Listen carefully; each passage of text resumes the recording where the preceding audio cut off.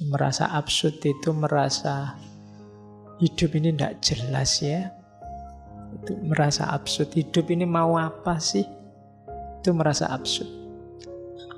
Aku kayak gini ini buat apa sih? Itu merasa absurd kamu. Tidak jelas. Coba bertanya, apa tujuan hidup ini? Apakah hidup ini ada maknanya atau tidak? Gunanya apa aku di alam semesta ini? Kamu akan jatuh pada absurditas.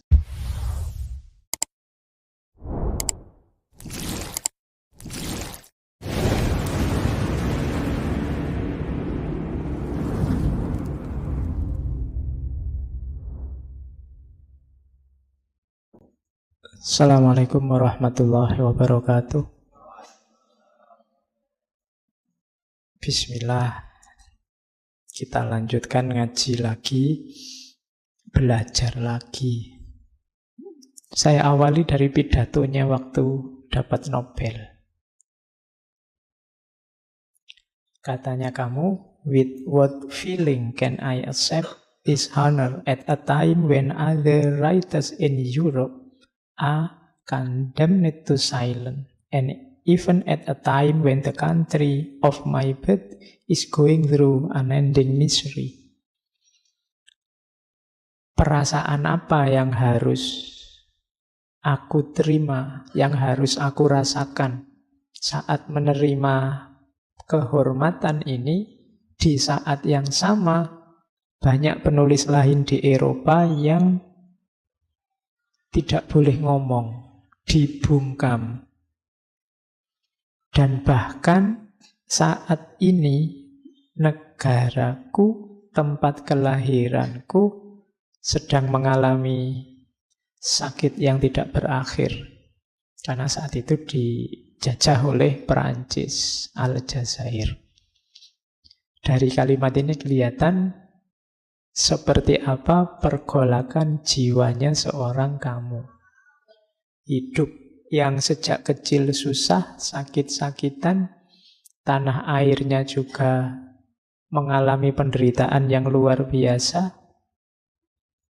Kemudian jerat kehidupan modern yang nanti ada kapitalisme, ada macam-macam. Termasuk banyak penulis yang terpaksa tidak boleh ngomong atau tidak bisa ngomong. Zaman itu kan banyak. Di Indonesia dulu kan ada itu kan larangan-larangan. Tidak boleh nulis, tidak boleh ngomong, tidak boleh mengungkapkan gagasan. Yang boleh ini, yang itu tidak boleh. Dulu kan biasa semacam itu. Dan itu yang diprihatinkan oleh kamu. Apa gunanya penghargaan ini? Saya harus ngomong apa? Mau ngomong terima kasih, alhamdulillah, bersyukur, atau ngomong apa? Itu kan membingungkan situasinya.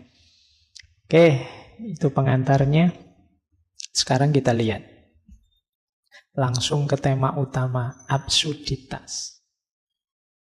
Katanya kamu, at any street corner, the feeling of absurdity can strike any man in the face. Dimanapun di sudut-sudut jalan, feeling of absurdity, merasa absurd, itu bisa menampar wajah siapapun. Merasa absurd itu merasa hidup ini tidak jelas ya. Itu merasa absurd. Hidup ini mau apa sih? Itu merasa absurd. Aku kayak gini ini buat apa sih? Itu merasa absurd kamu. Tidak jelas. Coba bertanya, apa tujuan hidup ini? Apakah hidup ini ada maknanya atau tidak? Gunanya apa aku di alam semesta ini? Kamu akan jatuh pada absurditas, katanya kamu. Jawabnya susah, terus tidak jelas. Para filosof sebelum kita itu sudah mati-matian pengen jawab, tapi tidak ada jawaban tuntas. Jawaban-jawaban itu hanya hebat di teori, hebat di buku-buku. Kita belajar ratusan konsepnya para filosof, rasanya ya berhentinya di ajaran mereka saja. Hidup kita ya gini-gini saja. Itu contoh gambaran betapa absurdnya hidup ini.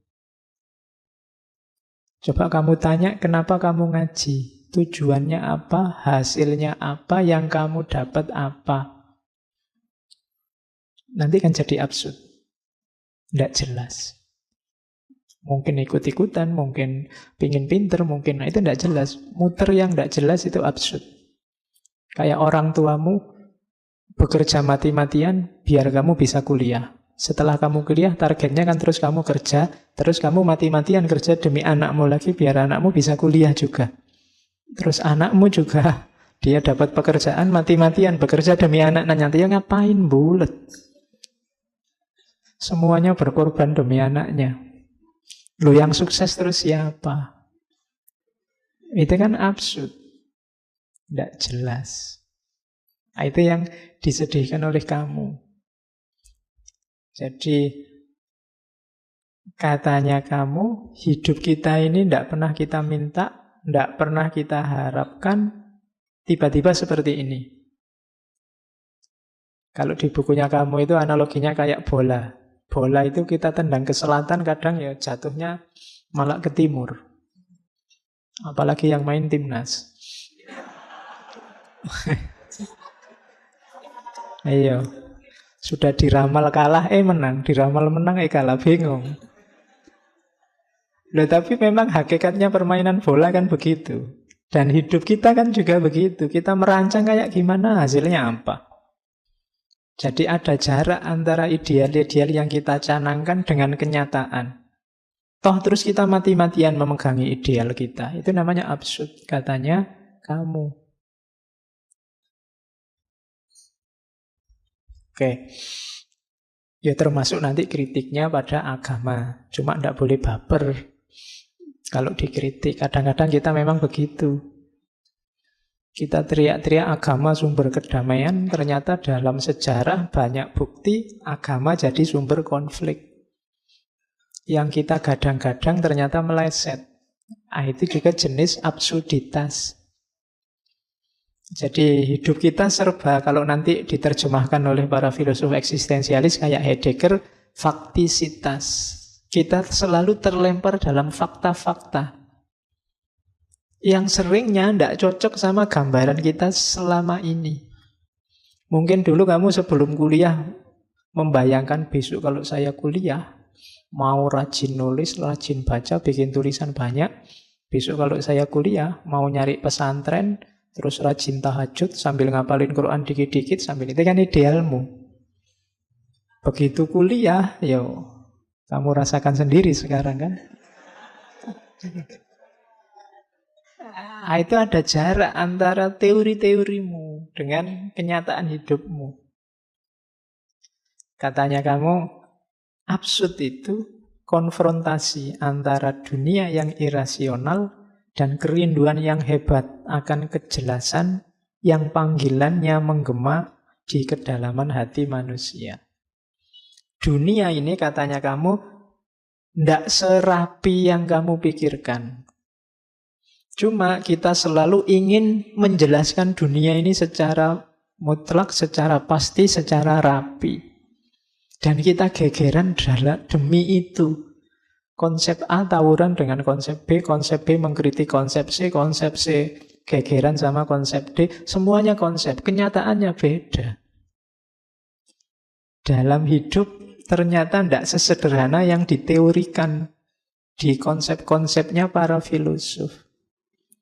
Kamu tetap ingin mengejar makna hidup. Kamu kan gitu, mahasiswa-mahasiswa yang agak apalah gitu kan, ini saya pencarian Pak. Itu pun kalau ditanya detail ya bingung, kamu itu nyari apa? Caranya gimana? Kalau nyari itu kan ukuran kamu sudah nemu itu apa? Itu kan harus jelas. Tapi begitu dijelaskan, aslinya tidak begitu Pak. Mesti gitu. Kenapa? Itulah hidup. Katanya kamu, hidup itu memang absurd. Oke, terus kamu menjelajahi gagasan-gagasan para filosof sebelumnya. Kira-kira apa ada makna yang absolut itu? Dan dia tidak nemu. Meskipun dulu Rene Descartes teriak-teriak, ayo dicari sampai yang kebenarannya paling pasti. Wong kamu ndak ngerti Rene Descartes juga bisa hidup enak, bisa ketawa-ketawa. Berarti apa? Ndak operatif, ndak fungsional. Maka katanya kamu ndak. Cirinya hidup ini absurditas. Jadi ketidakpastian. Oke, makanya di awal tadi saya bilang ya, siap-siap cari wadah yang pas untuk gagasan ini. Kamu salah wadah nanti jadi kacau. Terus, absurd itu apa? Ya, absurd itu dari bahasa Latin, absurdus, yang artinya tuli atau bodoh. Yang seperti rumusannya kamu tadi, konflik antara kecenderungan manusia untuk mencari nilai dan makna dalam hidup melawan kenyataan bahwa tidak mungkin orang bisa ketemu makna dan nilai pasti mutlak hakiki dalam hidup. Bukan tidak mungkin secara logik katanya kamu, tapi tidak mungkin secara human. Kenapa? Kita ini manusia. Kalau pakai bahasa agama mungkin manusia itu terbatas. Tidak mungkin dia ketemu yang tidak terbatas, yang mutlak, yang ultimate. Humanly impossible. Secara manusiawi tidak mungkin, tidak cuma secara logika. Jadi nanti akhirnya dikenal aliran absurdisme. Satu aliran filsafat yang menyatakan bahwa upaya manusia untuk menemukan makna, ya terserah istilahnya apa, makna batin lah, makna dalam lah, makna yang tinggi lah, ultimate lah, puncak lah, monggo, tapi pasti akan gagal. Tidak akan ketemu. Sehingga sifatnya absurd. Ya kayak tadi, absurd itu hanya dalam konsep. Canggih kalau didengarkan, rapi kalau dipahami, tapi dengan kenyataan itu selalu ketemu pengecualian-pengecualiannya. Karena dunia ini kayak orang main bola. Bola itu arahnya kemana, datangnya dari mana, tidak bisa diramal. Oke, tidak jaminan kalau Barcelona melawan PSS Sleman misalnya pasti menang Barcelona, itu tidak jaminan. Ya kalau Allah menghendaki kan gitu mau kan. Jadi ya bisa aja yang menang PSS. Mungkin Barcelona ini tadi bingung ini bal-balan opo gini. Terus dia malah kalah. Bisa begitu. Hidup ini absurd memang. Jadi tidak usah kaget kalau klub idolamu yang kamu jago-jagokan kok kalah. Alasannya gampang. Ya hidup ini memang absurd. Ya, jadi santai saja. Kamu tidak perlu galau. Oke. Nah, tadi kan feeling. Absurd itu yang kamu rasakan. Dari mana sih munculnya perasaan absurd itu? Yang pertama, konflik tadi ya, antara dunia manusia dengan pikirannya dan situasi dia yang tidak bisa lepas dari dunia.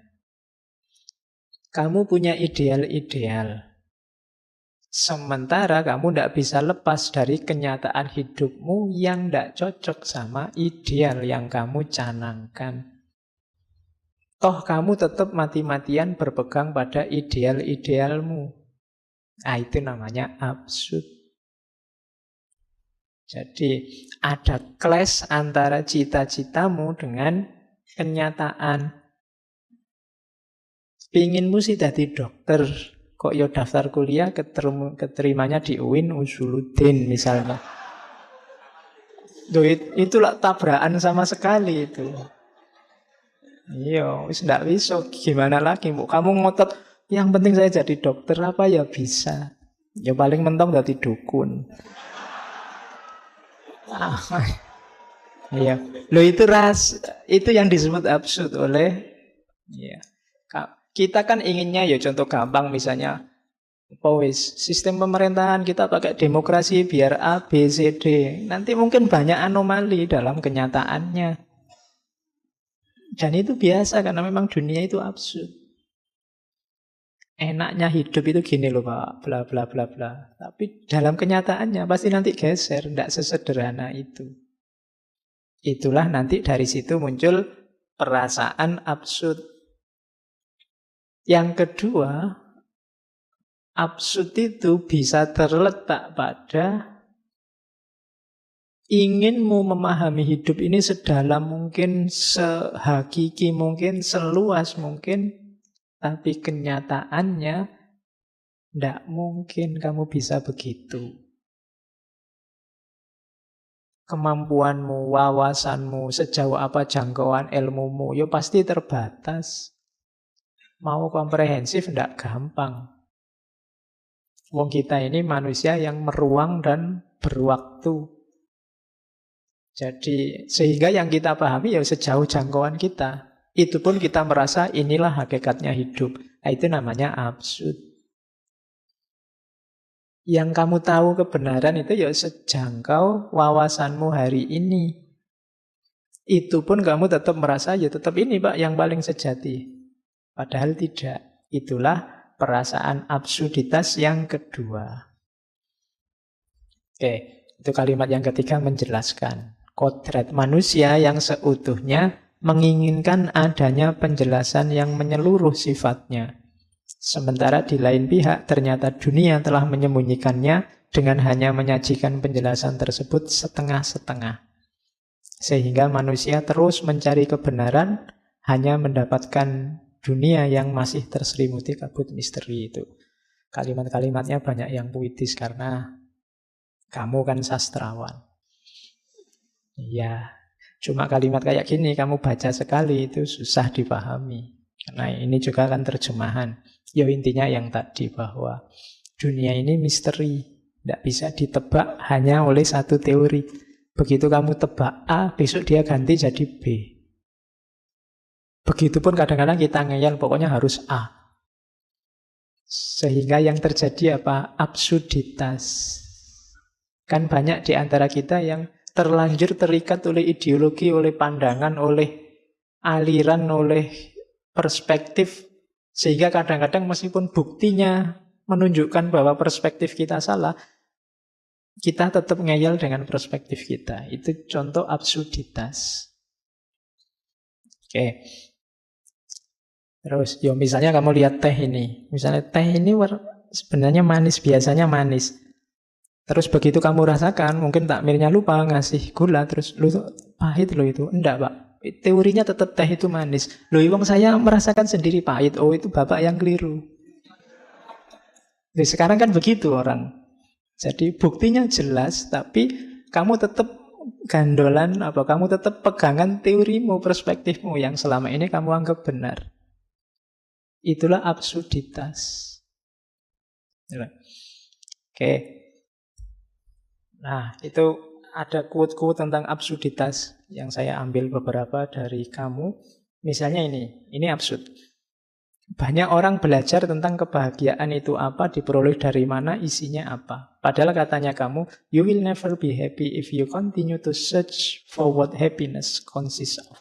Kamu tidak akan pernah bahagia kalau kamu terus mencari apa sih kebahagiaan itu. Kenapa? Selama kamu mencari, kamu akan sumpek dalam pencarianmu. Jadi sepanjang kamu mencari, kamu tidak akan pernah bahagia. Sama kayak, you will never live if you are looking for the meaning of life. Kalau kamu hanya sibuk mencari makna hidup, lah kapan kamu hidup? Itu yang dimaksud absurditas. Jadi, kita selama ini kan apa yang kamu lakukan? Mengejar kebahagiaan, Pak. Lalu ngapain? Ya bahagialah saja. Kalau kamu mengejar kebahagiaan, kamu tidak akan ketemu kebahagiaan, kamu ngejar terus. Wong dia tidak hilang, misalnya. Tinggal kamu nikmati saja. Sama kayak hidup tadi. Kamu kok repot banget nyari maknanya apa, artinya apa, hakikatnya apa. Mbok sudah hidup gitu aja, kan selesai. Nah, itu maunya kamu. Itu contoh betapa absurdnya kita. Bahkan kadang-kadang katanya kamu nobody realize. Tidak banyak orang yang sadar bahwa banyak orang menghabiskan sangat banyak energi untuk jadi normal. Itu kan dikritik. Untuk jadi orang biasa saja, jadi manusia yang normal, itu kadang-kadang kita menghabiskan banyak sekali energi. Banyak orang yang menghabiskan daya, tenaga, waktu, pengen jadi apa? Pengen jadi manusia yang sejati, Pak. Manusia yang sejati aja kok repot-repot. Ya mbak, kamu hidup aja sebagai manusia selesai. Tapi energi kita habis untuk mengejar cara jadi manusia yang normal. Kayak SpongeBob itu kan, ada ketika dia pengen jadi normal, malah sumpek sendiri. Iya. Jadi usahamu untuk jadi orang normal itu membuatmu jadi aneh. Harus mah ya kamu biasa saja jalani hidup seperti adanya sudah normal. Tapi kan kamu terus bikin standar-standar tentang kenormalan. Normal itu gini loh Pak, orang waras itu gini orang. Dan kamu kejar itu. Jadi energimu banyak habis untuk sesuatu yang tinggal kamu jalankan. Oke, itu kritiknya kamu. Itu ada yang ketiga saya bawa. Manusia selalu jadi korban dari kebenarannya. Begitu dia mengakui satu kebenaran, begitu dia memeluk satu kebenaran, maka saat itu juga dia memasang belenggu dalam hidupnya. He cannot free himself from them. Itu blundernya manusia. Hidup dalam absurditas. Oke, kita selama ini berputar-putar hanya untuk kembali ke ranah normal. Mencari makna hidup yang sejati. Yang hidup tinggal dihidupi selesai. Ingin jadi normal, ya kamu tidak usah ngapa-ngapain, itu sudah normal. Tapi kamu nambah-nambah ideal sendiri, nambah-nambah standar sendiri yang bikin hidupmu susah. Itulah absurdnya manusia. Bikin aturan-aturan sendiri, nanti kalau sudah direpotkan oleh aturan, gegeran sendiri. Terus setelah itu aturannya dihapus sendiri, bikin aturan baru lagi gantinya, terus gegeran lagi, terus dihapus lagi ganti. Kan selalu begitu. Energi kita habis dalam absurditas. Nah, itu kritiknya kamu. Terus nanti dia menggambarkan hidupnya manusia itu lewat mitologi Yunani. Jadi ada dewa namanya Sisyphus. Sisyphus ini putra Raja Aeolus. Oke, dia ini rada nakal. Banyak melakukan kejahatan, tapi terus dihukum oleh dewa-dewa, oleh Zeus, dimasukkan neraka. Di neraka pun dia masih nawar. Satu ketika dia ingin, mbok sekali-sekali saya main ke bumi. Masa disiksa terus, nggak bosan mau nyiksa saya. Nah, terus dikasih cuti sebentar ke bumi. Cuma begitu ngalami indahnya bumi lagi, dia nggak mau kembali. Oh, lebih enak di bumi daripada disiksa di neraka, ya mesti wae. Dia tidak mau kembali. Wah, dewa-dewanya semakin marah, akhirnya dikasih hukuman yang paling menyakitkan. Hukumannya itu mendorong batu ke atas. Batu ini kalau sampai atas akan jatuh ke bawah lagi. Kan kayak gunung itu dia gelinding ke bawah lagi, harus diambil lagi, dinaikkan lagi. Dan nanti akan jatuh lagi, harus diambil lagi, dinaikkan lagi. Pokoknya susah payah naik, sampai atas gelinding ke bawah jatuh. Dan hukumannya itu sampai akhir zaman dia gitu terus. Pokoknya tidak ada akhirnya gitu terus.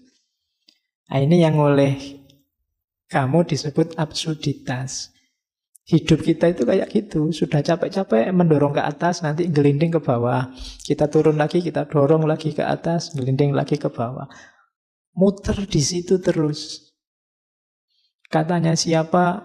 Kita ini progres, wong bolak-balik. Problem zaman dulu sekarang lahir lagi dengan kemasan berbeda, isinya sama.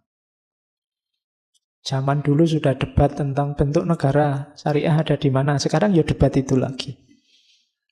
Zaman awal kemerdekaan, awal penjajahan juga sudah debat tentang itu, debat lagi. Jadi kita ini sering kayak Sisyphus, muter bolak-balik. Tadi pagi saya diskusi tentang Bung Hatta itu, ada yang bilang, wah pikirannya Bung Hatta itu hebat ya, sampai hari ini masih relevan. Jangan-jangan bukan pikirannya yang masih relevan, kita aja yang naik kelas sejak dulu. Jadi nasihat dari puluhan tahun yang lalu masih bisa kita pakai. Jangan-jangan kita sejak dulu belum menyelesaikan masalah apa-apa. Problemnya ya tetap itu saja. Jadi dawuhnya para sesepuh masih relevan terus rasanya. Jadi kayak Sisyphus kita. Jadi problem lama muncul lagi, diselesaikan dengan itu lagi, muncul lagi, diselesaikan dengan itu lagi. Jadi ini hukuman yang paling absurd kan ini, menyakitkan, tidak ada akhirnya. Nanti akhirnya gimana, tidak tahu.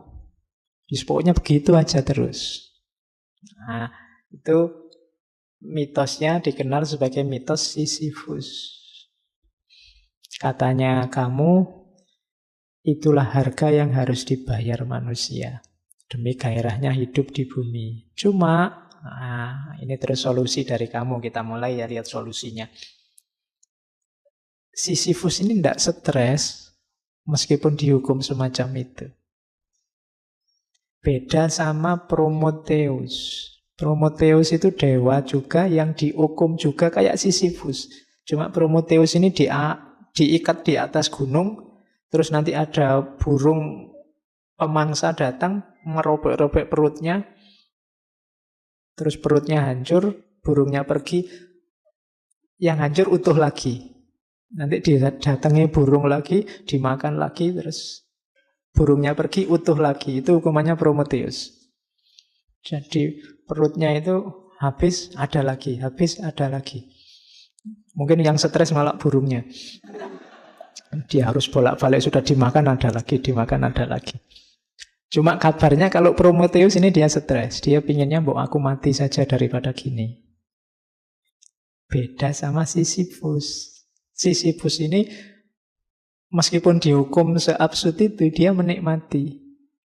Di gambarannya kamu, dasarnya Sisyphus, dia masih bisa tersenyum. Bayangkan Sisyphus ini bahagia.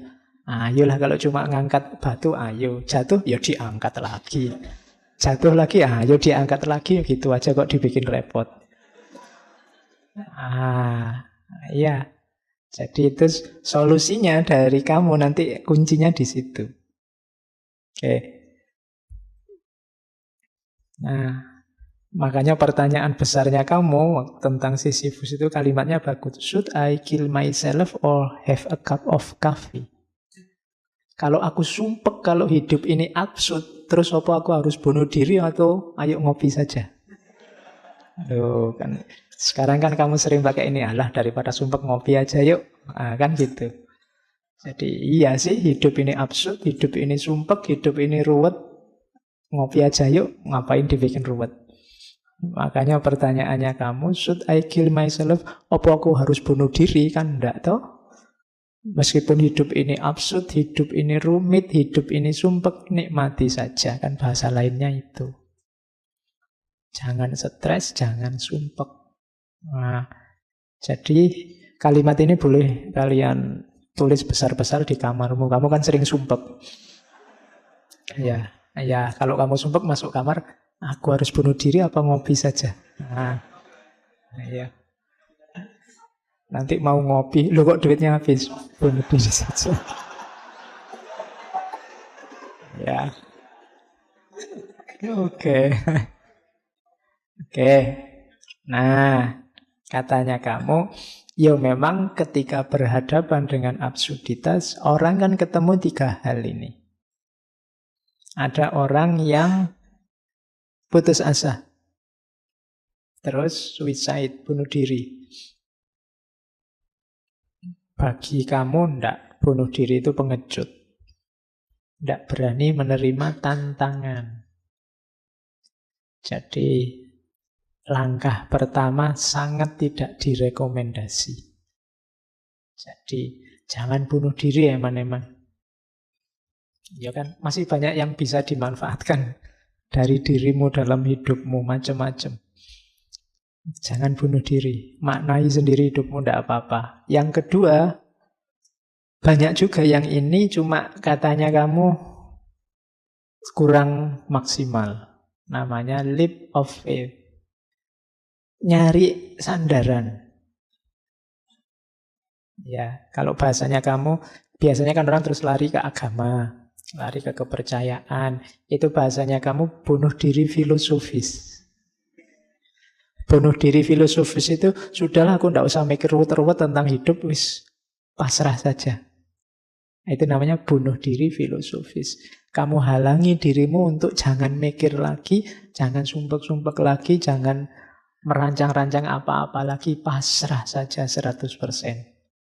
Nah ini kalau menurut kamu, namanya bunuh diri yang filosofis, yang dibunuh akalnya. Yang dibunuh intelijensinya. Nah, itu juga tidak direkomendasi. Jadi, jalan yang kedua, menolak kemampuan individu untuk mencari makna secara rasional. Tidaklah, jangan buat pelarian. Ya, nanti agama jadi pelarian, Tuhannya jadi kambing hitam. Kalau ada apa-apa terus, ini kan sudah ditentukan oleh Tuhan. Itu namanya Tuhannya jadi kambing hitam. Ini tidak direkomendasi oleh kamu. Kamu maunya yang ketiga. Akui saja bahwa hidup ini memang absurd. Langkah pertama itu terima saja absurditas itu. Itulah valid solution yang pertama. Kalau kamu tidak mengakui, tidak mau menerima absurditas, itu kayak kamu orang yang tidak berani menghadapi kehidupan. Kan kehidupan tadi cirinya absurd. Karena memang hidup itu cirinya absurd, kalau kamu lari dari absurditas tadi, kayak kamu lari dari hidup. Kayak Prometheus tadi, wis minta mati saja. Beda sama Sisyphus, dia bisa menikmati, tidak apa-apa. Loh, saya dihukum, iya wis ayo sini dihukum, tidak apa-apa. Dinikmati saja, gelinding ke batu ke atas, jatuh lagi. Ya diambil lagi. Yang penting kan tidak mati, dia hidup terus. Bisa menaik turunkan batu. Nah, jadi pertama-tama langkah yang valid menghadapi absurditas itu katanya kamu, terimalah. Tidak usah disangkal. Tidak usah kamu nyari-nyari argumen untuk membantah bahwa hidup ini tertib, teratur, rapi, kita bisa menguasai dunia, mengontrol. Tidak bisa. Diterima saja bahwa hidup ini serba tak terduga, susah untuk dikendalikan, dan seterusnya. Diterima saja itu dulu. Oke. Jadi hadapi absurditas itu. Jangan lari. Lah terus gimana Pak? Hidup kita asal? Enggak. Setelah kamu terima bahwa hidup ini absurd dan kamu tidak nyari sandaran-sandaran untuk melarikan diri, maknai saja hidupmu versimu seperti yang kamu inginkan. Tanpa harus berpretensi bahwa ini loh makna terbaik, makna ultimate, makna puncak. Maknai saja hidup. Katanya kamu, manusia sepanjang sejarah itu kan berusaha menemukan makna hidup. Dan dia akhirnya jatuh di satu di antara dua. Hidup ini tidak bermakna, atau ada makna tapi dari realitas lebih tinggi dan kita hanya disetir saja. Katanya kamu, dua-duanya tidak kondusif untuk hidup kita. Dua-duanya memposisikan kita jadi objek. Jadilah subjek sendiri dalam hidupmu. Ciptakan maknamu sendiri dalam hidupmu. Mungkin itu tidak objektif. Tapi makna yang kamu ciptakan sendiri, versimu, itu membuat hidupmu sekarang jadi lebih berharga. Dan kamu tidak merasa kosong lagi, tidak merasa hampa lagi karena absurditas tadi.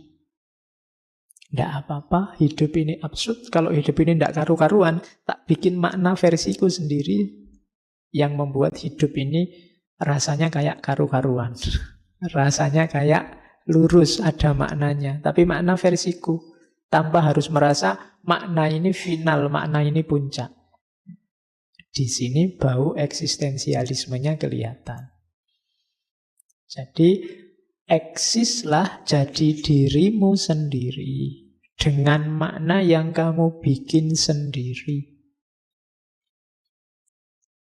Tapi bukan makna hakiki, Pak. Ya enggak apa-apa. Yang penting begitu kamu punya makna, hidupmu kan berharga. Versimu sendiri. Setelah tadi kamu terima absurditasnya, bahwa hidup ini absurd, sekarang kamu beri makna. Lah nanti hidup ini tidak karu-karuan, Pak. Makna saya apa laku? Kalau besok makna saya nggak nyambung gimana? Bikin makna lagi. Ya, bikin makna baru lagi. Kalau sudah tidak cocok, ya ganti lagi. Dulu mungkin sebelum kuliah kamu, pokoknya Pak, saya maunya belajar. Pacaran, no way, misalnya. Ya, itu kan makna versimu. Tapi nanti mungkin semester 3 kok yo ada yang nyantol dan mau. Eman-eman ini kalau dilepaskan. Misalnya. Nah ya contohnya kan gitu.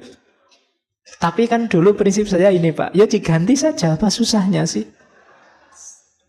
Wong dulu prinsip kamu sendiri yang bikin. Sekarang diganti yang baru kan juga tidak apa-apa. Wong situasinya memang berubah. Mungkin dulu kamu membayangkan wajahku gini mungkin tidak terlalu laku lah paling.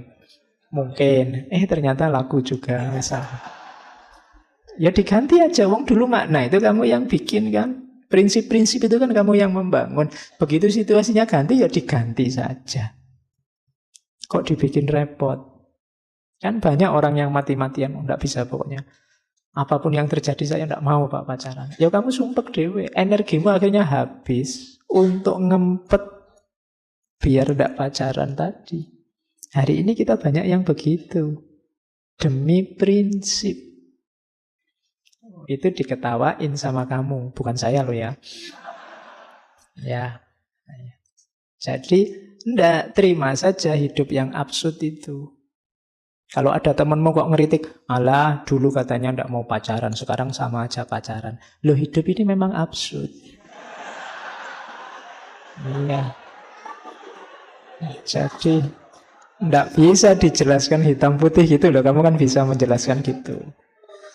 Jadi dulu kamu punya prinsip itu karena bayanganmu tentang dunia ini, tentang realitas, tentang relasi itu seperti itu. Sekarang berubah situasinya. Jadi beri makna hidup versimu sendiri. Jadi tidak usah terlalu terikat, saya bilang tadi, terbelenggu oleh kebenaran yang kamu percayai, yang kamu bikin sendiri, sementara dia tidak nyambung dengan realitas. Jadi bikin makna versimu. Nah, itu ada quotes dari kamu, I continue to believe that this world has no ultimate meaning. Aku selalu percaya bahwa dunia ini tidak punya makna puncak, makna utama. But I know, tapi aku tahu bahwa something in it has a meaning. Ada sesuatu di dunia ini yang bermakna. Apa yang bermakna itu? And that is man, manusia. Because he is the only creature to insist on having one. Sebab manusia adalah satu-satunya makhluk yang bersikeras untuk punya makna. Iyalah, menurutku sih makna puncak itu tidak ada. Kecuali makna itu ada di manusia. Karena manusialah yang memberi makna-makna, yang membuat makna-makna. Ngaji ini penting apa enggak? Itu kan makna-makna. Perlu enggak ada minuman 2 semacam ini? Itu kan makna-makna. Kadang-kadang diminum cuma 1. Selalu dikasih 2 misalnya. Tapi kan itu ada makna di sini, enggak sekedar matematika. Jadi yang punya makna-makna siapa? Manusia. Peristiwa ya sekedar peristiwa. Kitalah manusia yang menempelkan makna-makna.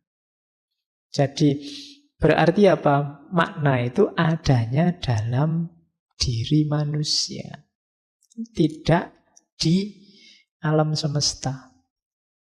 Jadi alam semesta ini puncaknya makna apa? Tidak ada. Karena yang nempeli makna-makna itu manusia. Ya sama tadi dulu kan waktu kita belajar filsafat bahasa semiotik itu kan, bahwa manusia itu makhluk yang bermain dengan tanda, dengan makna. Warnanya merah dimaknai berhenti, warnanya hijau dimaknai kualik ya. Merah berhenti, hijau jalan, ya bener. Ya kadang-kadang sambil ngantuk ngomongnya kebalik. Cuma nanti dalam konteks yang berbeda, merah dimaknai berani, ya kan? Sementara kuning dimaknai kematian misalnya, putih juga ada orang meninggal misalnya. Itu kan yang ngasih makna manusia. Barangnya sih cuma bendera warna putih, tapi kadang-kadang dimaknai ada orang meninggal. Kadang-kadang kalau di sirkuit balapan ya berarti ada tabrakan. Kalau kan selalu begitu. Kalau lagi perang itu maknanya menyerah kan gitu. Itu kalau kamu tidak cerdas urusan makna-makna, kamu bingung hidup di dunianya manusia. Kalau kamu maknai pokoknya putih itu artinya menyerah. Nanti ada orang meninggal, wah ada yang nyerah nih berarti. Ya maknanya beda. Jadi itulah manusia, serba bermain-main dengan simbol. Kamu yang gundul, kamu yang gondrong, kamu yang rambutnya cepak, itu kan pasti memaknai. Saya filosof ya Pak, ya rambutnya panjang lah Pak, gondrong. Atau gundul, atau itu kan makna-makna. Barangnya sih ya itu, situasinya ya itu, tapi manusia yang ngasih makna. Maka hidup ini memang absurd, terimalah itu, tapi biar hidupmu berharga, maknailah versimu. Biar kamu eksis jadi dirimu. Itu maunya kamu. Terus, yang jelas jangan lari. Ini teorinya tentang illusion, act of illusion. Banyak orang yang melarikan diri dari absurditas. Tidak mau menghadapi. Biasanya larinya pada kepercayaan-kepercayaan, lari pada makna-makna yang dipandang universal, yang dipertahankan mati-matian meskipun tidak cocok atau tidak nyambung. Pokoknya harus ini maknanya, karena ini sifatnya universal, itu lari namanya. Disampaikan punya pandangan kayak gitu, itu loh, tidak cocok, sekarang situasinya berubah, tidak, pokoknya harus ini. Nah itu namanya lari. Tidak berani menghadapi kenyataan. Dan kalau orang lari dari absurditas, katanya kamu berarti dia tidak akan sanggup menghadapinya.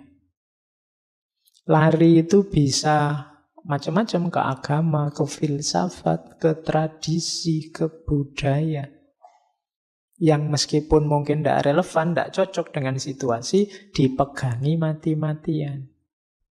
Nah itu namanya act of illusion. Illusion bukan illusion ya, illusion. Pelarian.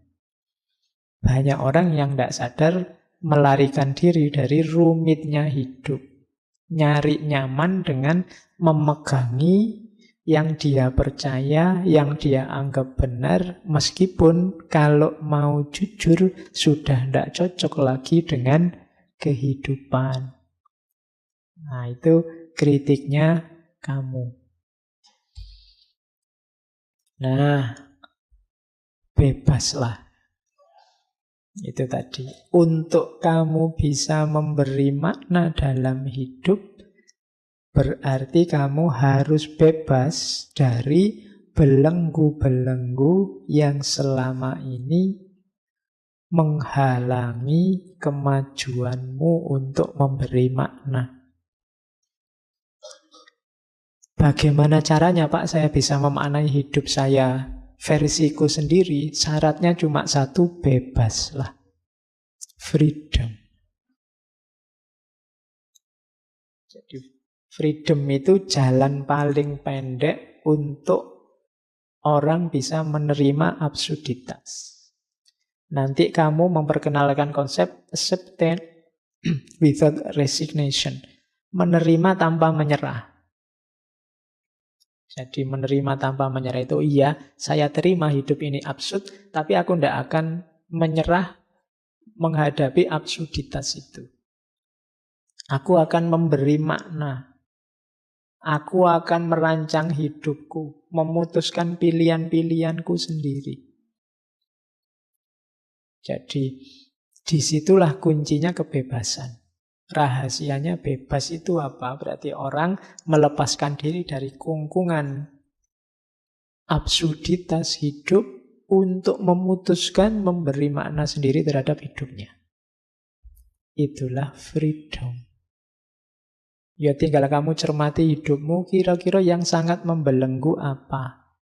Yang tidak relevan, yang kamu anggap benar dalam hidupmu apa? Yang tidak cocok apa? Dievaluasi. Jadi kalau Pak sudahlah Pak, biar jalan saja. Wong memang hidup ini absurd, biarkan saja saya ikuti absurditas itu, berarti namanya menyerah. Tidak boleh. Absurditas terimalah, tapi jangan menyerah. Ya kayak kamu misalnya berkaca terus, oh ya saya terima Pak wajahku kayak gini, tapi aku tidak menyerah. Ya tidak menyerah itu maksudnya, kalau aku mau berjuang berusaha nanti hasilnya juga. Nah itu namanya acceptance without resignation. Jadi menerima tapi tidak nyerah. Ya saya terima Pak IP saya jelek, tapi saya tidak menyerah. Saya akan berusaha gimana caranya biar tidak DO misalnya. Nah itu namanya acceptance without resignation. Atau kok seandainya DO, saya akan memaknai secara berbeda. Nah, loh iya, saya terima DO-ku tapi DO bukan segala-galanya misalnya. Loh iya, emangnya hidup ditentukan oleh IP ijazah kan tidak. Ya, yang nomor satu nasib. Oke. Nah, ya. Kalau pas nasibnya jelek terus dimaknai saja sebagai tantangan. Kasih makna baru nanti. Oke. DO kan membebaskan dirimu dari banyak tanggung jawab. Loh iya kan? Cara membacanya begitu. Itu yang disebut pemaknaan. Jadi selama ini kamu dikejar-kejar, kamu tegang luar biasa. Wah ini sebentar lagi, sebentar lagi. Tapi begitu DO, alhamdulillah.